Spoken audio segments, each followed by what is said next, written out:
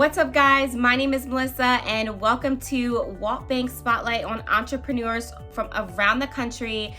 Today's feature needs really no introduction. Her name is Nicole Gibbons. She's the founder of Clare Paint. Plus, Beyonce just gave her a huge shout out on her website. So enjoy this interview, and if you have any questions, please leave them in the comment below. Okay, enjoy. Hi, Nicole. Well, welcome to WALT Bank's feature with entrepreneurs from around the world. I'm really excited to talk with you. So thank you for joining me and the WALT audience. Thank you. So I wanted to start out by asking you, first of all, where are you at in the world right now? I am in New York in my apartment. I live in Okay. so I'm just quarantining, self-isolating, all the things. Yeah. So, yeah. So what, just start out by telling me about your journey. What brought you into the interior design industry? It's been a long, winding road, but I grew up with a mom who worked in the design business. So I think the passion for all things home and design was cultivated at a really young age. And then I took a tour post-college. I worked in PR for about 10 years. Oh, wow. And during 5 of those 10 years, I started dabbling on the side, exploring my passion for design. I started my design blog in 2008, so right at the height of the recession. That was also where a lot of bloggers started, becoming like a brand, Those were the early days of blogging. So we were still kind of figuring it out and pioneering the whole like concept of what building an online presence means. And I was kind of at the early stages of that. So it was a really fun time, and I got to explore this dormant passion of mine, which is now my career. Wow, that's amazing. So you were able to take a blog and make it into your product, which is Clare. So can you tell us about Clare and where did you get that concept to evolve from an actual blog to a product? Yeah, so Clare we are an e-commerce paint brand. We are all online. We make the process of buying paint for your home really easy with designer curated colors, really premium, zero VOC paint that's better for you, and everything you need to paint delivered to your door, plus technology to help you pick a color. So it's a really seamless process, and it's way easier than going to a hardware store. Right. When the idea was born really out of this desire and passion to help people create beautiful spaces. I got to do that through my blog. After blogging as a side hustle and doing my entire interior design business as a side hustle for 5 years, I finally left my day job to take the leap and focus on building my business full time. And then I was operating my design firm for 5 years. And I knew that next logical extension would be a physical product. And I really just wanted to solve a problem. I wanted to do something that hadn't been done before. So that meant not doing a furniture line or something expected. Right. And I saw this white space around paint. I realized it was a really difficult product to shop for. People really struggled to choose a color, especially if they didn't have the, luxury of being able to afford or work with an interior designer to guide them along the way. Right. And I saw that like in my design business, my clients weren't struggling to pick a paint color because they had me to help them and they trusted my choices. But when I was talking to my friends and family and just people who didn't have someone like me to guide them from beginning to end, they would call me up and text me pictures of 25 swatches on their wall, asking me to help them choose. And so I realized it was a real pain point and wanted to make the whole process easy.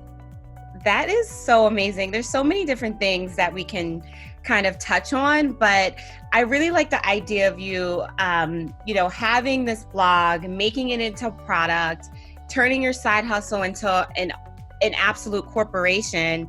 And what I would love to talk about, we're reaching a lot of small business entrepreneurs, and maybe a lot of people don't know about creating a product and trademarking it. So can you speak a little bit about the Clare Genius? Where did you come up with that idea, with that proprietary product?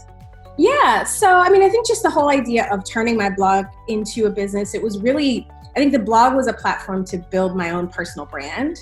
And then I leveraged that personal brand to then go on and build this new company and pivot.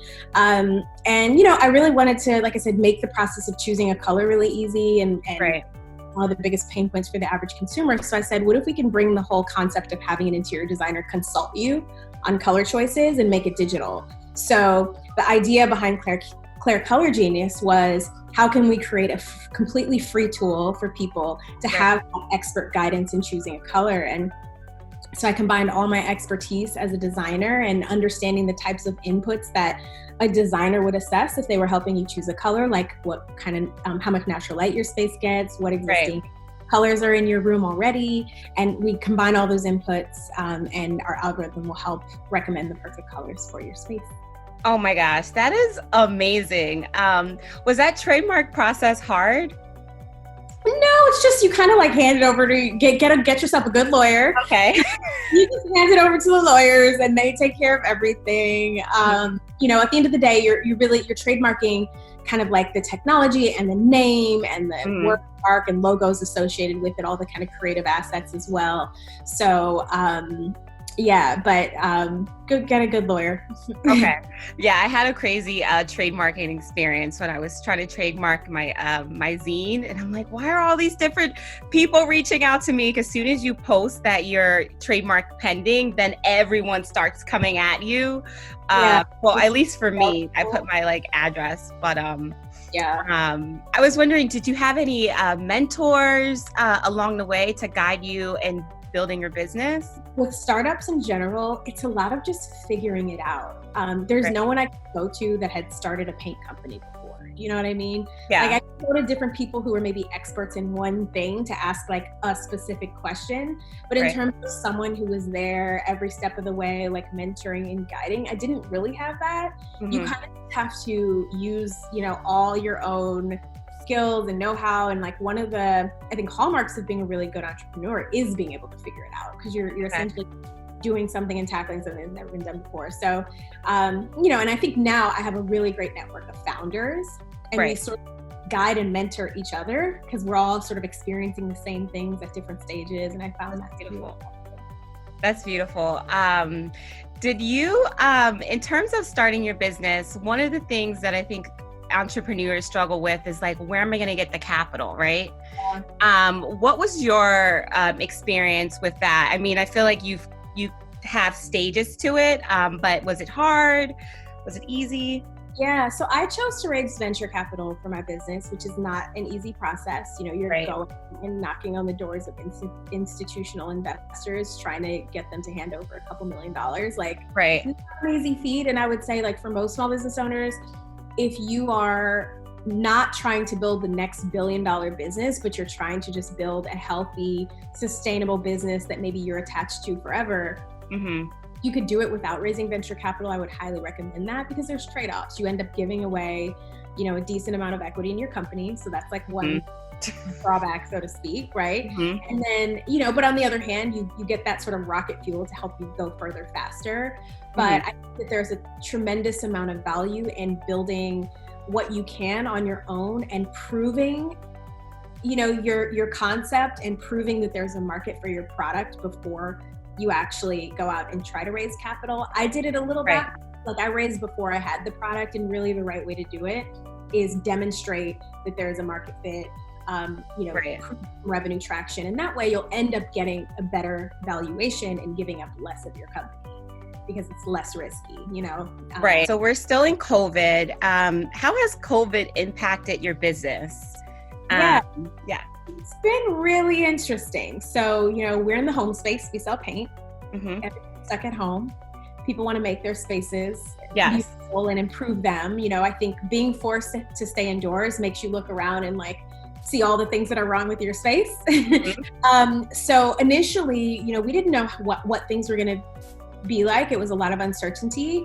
But, you know, shortly after, you know, people were really stuck at home and kind of quarantining, we started seeing an uptick in sales. And it went from being a really scary time for us to feeling like, okay, maybe this is actually we might be able to weather this storm. And so far, so good. I think the fact that people are really investing in their homes has been definitely.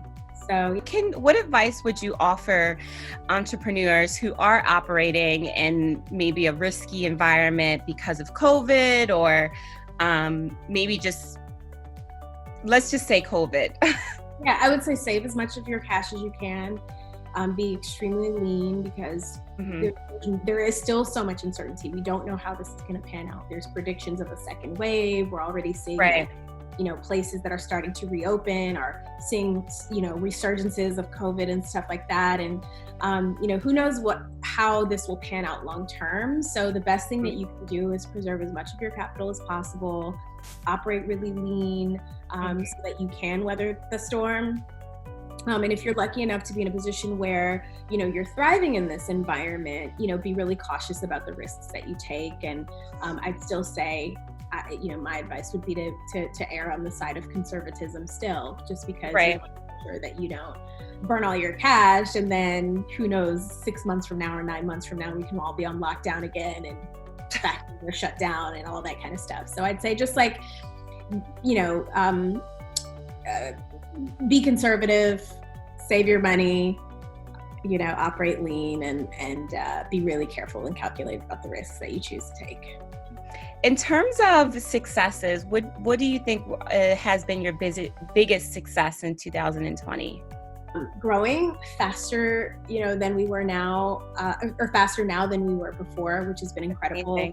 So been able to hit some sales milestones that we didn't think we'd hit by now. And so I think that has been, just really awesome, especially given the current environment. So I'd say just being able to keep up with demand and, not fall on our face during this time in and of itself is a success. And where can we find you on social? How if someone wants to, I guess, know about Clare and paint their room, what would be the channel that they should go to? Well, our Instagram is a great place to go and get inspired. It's at Clare Paints, spelled ClarePaint. We share lots of real spaces from our customers and friends who tag us, so a lot of user-generated content. And then we have a great blog on our site at clare.com. So if you want to see more in-depth content and stories for, how to decorate your space and how to choose the right colors, check out our blog. Thank you.